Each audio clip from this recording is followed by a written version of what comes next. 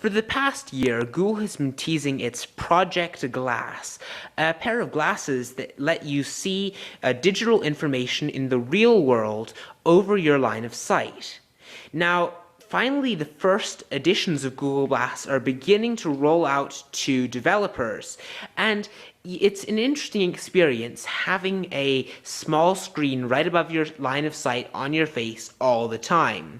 And a lot of people who haven't had the opportunity to try out Google Glass are wondering, how does this thing work? And, I have a lot of questions about Google Glass. Well, I'm here to tell you today about everything that you've wanted to know about Google Glass. First, let's talk about how they work. The glasses, Google Glass, as you can clearly see, are not like your typical spectacles. Inside the right arm are the parts of a smartphone, a processor, 16 gigabytes of storage, a Bluetooth radio, a small battery, and more. On the front, you have the star of the show, a small little glass square. That's the screen, and when you put the glasses on, you can adjust them so it sits slightly above the top of your right eye. If worn right, it really doesn't obscure your line of vision. And yeah, people don't walk into walls when wearing Google Glass.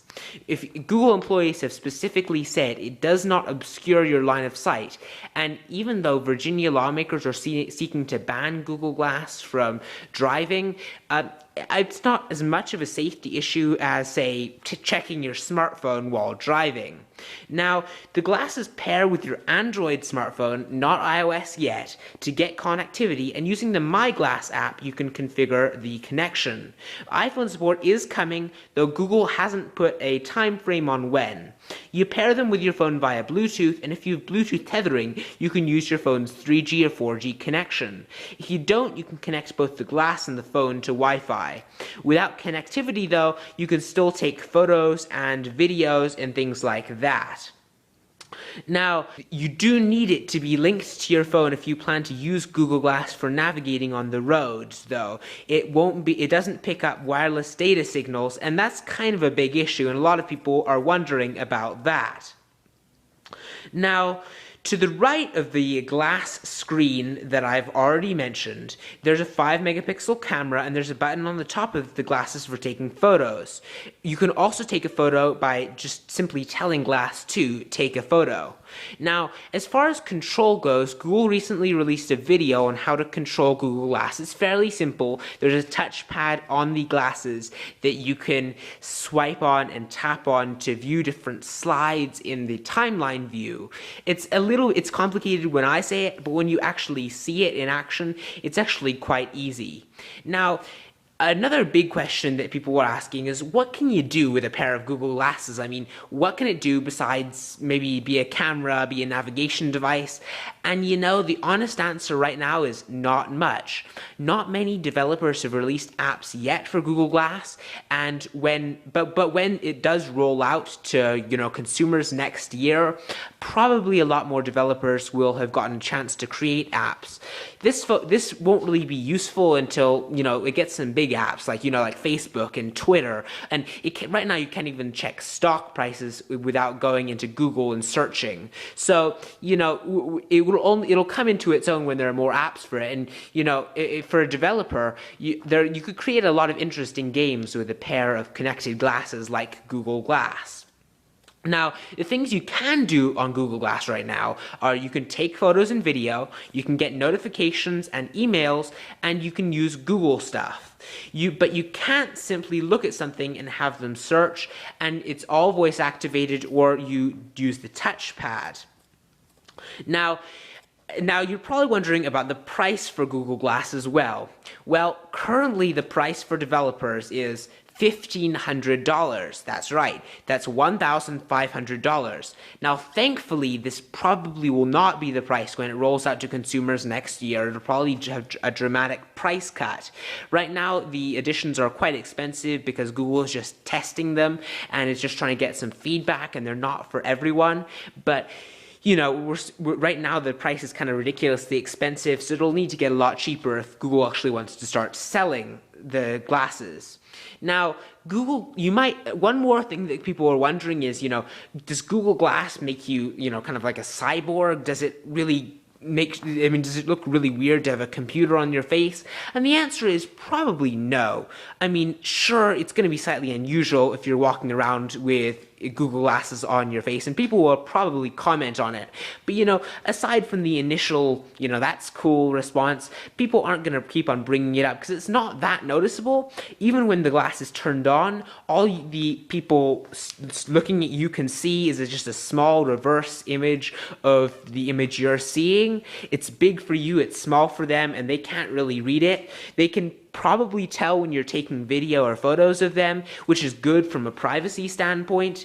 But it's not a really big deal. No one's going to care if you're really wearing Google Glass. Now, the most annoying thing about Google Glass is the connectivity. Right now, the connectivity is slightly glitchy, and without a connection, there's not much you can do besides take photos and videos. And you can just use your smartphone for that.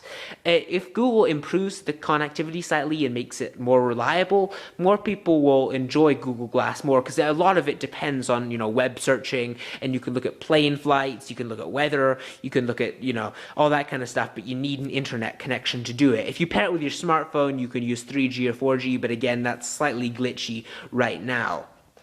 Now, that's about it for what I'm about to say about Google Glass. The one last question I need to quickly answer is about privacy. A lot of people are wondering, Google Glass, it seems to really invade privacy. I mean, you won't be able to tell if someone's taking a video of you, and that's a little bit unnerving. I mean, I have friends who would be more than happy to take advantage of this, and that wouldn't be great.